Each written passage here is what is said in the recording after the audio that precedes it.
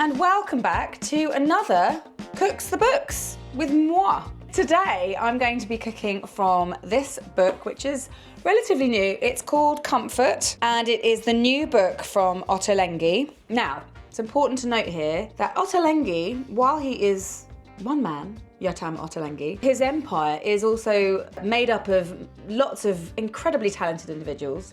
And what you might not know is that a lot of his books are also contributed to by many of his team. And he has a core group, and they are Helen Go, Verena Lockmuller, and Tara Wigley. And all four of them have basically made this book Comfort. It is such a wonderful book. It's not just sweets, guys. This is maybe the first time I've done a book that isn't just about baking. I think it's really important to mix things up, and also I love to cook, and I'm not lying when I tell you that whenever I get a book, I go through it, I don't read the book, but I look at every single recipe and think, do I want to cook that? I literally wanted to cook about 10 things straight away. And I have cooked from this book, and it is wonderful, but I wanted to share with you this recipe for the Malty Figgy, hang on, there it is. The Malty Figgy Pudding.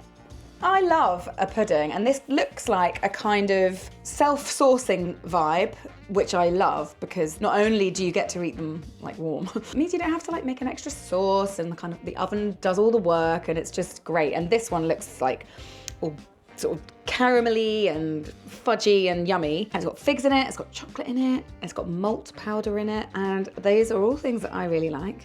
So I'm gonna give it a go. I've had a bit of a mare this morning because I didn't have quite the right pan that I wanted. So the recipe calls for a 26 centimetre baking dish, and what they mean by that is something like that, something like in the picture. So ideally like a cast iron or ceramic dish that can go in the oven and whatnot, and not like a cake tin, because that's not gonna work. But I've got this. Now this is the lid to my Lodge cast iron pan, and it is just the right size, but it's just not the right colour. So apologies in advance that this isn't going to look like the picture. It's not going to look all sort of light and fresh. It's probably going to look like dark and exciting and intense. I have literally been on a mission today trying to find the right kind of pan, but here we are. I'm going to start by just greasing that with a bit of butter.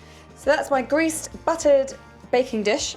And now I'm gonna measure my dry ingredients into a bowl. I'm gonna start with my plain flour, 150 grams. I'm gonna add 2 tablespoons of cocoa powder, half a teaspoon of salt, and 2 teaspoons of baking powder, 2 tablespoons of malted milk powder. Put that through the sieve, and then add 50 grams of dark soft brown sugar and 50 grams of ground almonds, and just mix that together using a whisk. Next up, in a jug, I have 130 grams of unsalted butter, which I've melted, 100 grams of milk, 75 grams of creme fraiche, 3 tablespoons of maple syrup, that's real maple syrup, not the weird ice cream stuff, and 1 large egg. Give that a whisk together to combine it all, and then add the wet ingredients to the dry. And now you can add 150 grams of dried soft figs, which I've chopped roughly, and then 50 grams of dark chocolate. Again, I've just roughly chopped that. Put that in and stir it gently to combine. Now, I don't know if you noticed there, but my wet ingredients looked a little bit funky. They had completely split and curdled. I'm choosing to just hope that that's okay, because sometimes in life things curdle, but often they work out just fine. So yeah, I added it to my dry ingredients, along with my figs and my chocolate, and I've given it a stir, and actually it looks fine. Just like with many cake batters, if it looks like it's curdled, once you add the dry ingredients, it all kind of comes together. So fingers crossed, it's all gonna be fine. Then I put it into my baking dish, my buttered baking dish, and leveled it off a little bit. The next thing I did was I made the topping, which was really simple. I just mixed 100 grams of dark soft brown sugar along with a tablespoon of malted milk powder and a good pinch of sea salt. Now, I quickly realised that my bowl was too small, so I transferred it to a bigger one. Once I'd mixed that together, I scattered it all over the top of my cake batter. I then scattered over 25 grams of butter, just dotted that about. Meanwhile, I added 200 mils of water and 150 grams of double cream to a pan and heated it until it was just about to simmer. And then The instructions in the book say to pour it over the top. Start out going around the outside and work your way into the middle. And I completely lost confidence that I had too much liquid and it wasn't gonna fit in the pan. This is your reminder, people, trust the process, but also you might have the wrong pan. And the proof will be literally in the pudding when it's all kind of overflowing in the oven. I then transferred it to the oven, which is preheated at 180 degrees C in the fan. So that would be about 200 degrees no fan. And I'm baking that for 30 minutes. At which point, oh my gosh, we'll see what the damage is. Ooh.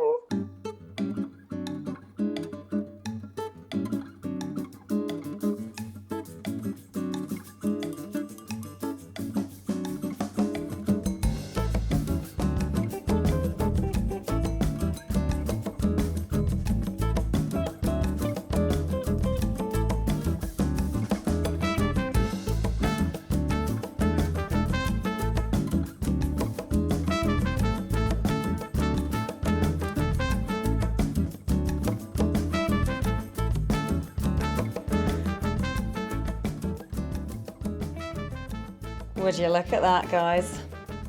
It's warm, it smells treacly and comforting, and it definitely overflowed in the oven. My pan was not big enough, but let's just have a little taste. I'm going to go in again straight away because that was too good. What? I don't think I've ever tasted anything quite like that. I kind of didn't know what to expect because it has chocolate, cocoa, it's malty, it's figgy, but it doesn't come across like a chocolate cake. It's really intense, but without being overpowering, because the sponge itself, I don't know if you noticed, but there's actually not that much sugar in the sponge. The sugary bit is all in the sauce, so it kind of draws through, creates this lovely, like, unctuous, saucy stuff, and kind of gives it a bit of a steamed pudding vibe. Oh, I just got a little fig. Wow, that's so delicious. An edge bit with some caramel.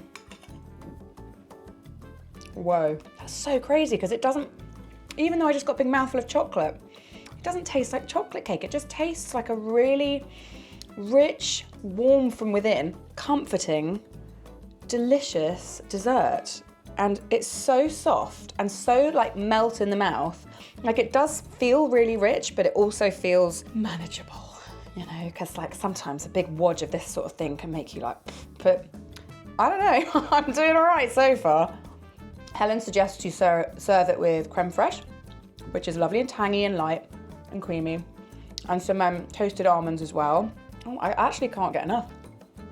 It's got everything going on and it's just so nice. I think even people without a sweet tooth would really enjoy eating this. I don't know what to tell you. I think you should make this, especially if you're having guests over around this time of year, maybe for a, I don't know, a New Year's Eve party or like friendmas. Also, just check out this book because it really is one of my new favorite cookbooks. This book is incredibly inspiring. The 4 contributors all come from very, very different backgrounds and have very different heritages. The inspiration for the recipes in this book have come from all over the world. Various parts of Asia, we've got the Middle East, Scotland, we've got Germany. There's just some lovely things in here. The book is called Comfort, and that isn't just like, oh, a roast dinner or it's cold, I fancy something comforting. It's really much more to do with those dishes which really just make you feel at home and feel sort of enveloped, and even if it's just because you want something for yourself to eat on the sofa. There's a really delicious looking sausage ragu lasagna for one in here, which is basically a dream come true. Lots of really simple things that you can spend hours making, or things that you can just whip up just to give you that little sort of internal hug, to remind you of home or remind you of your family, or to share with your family.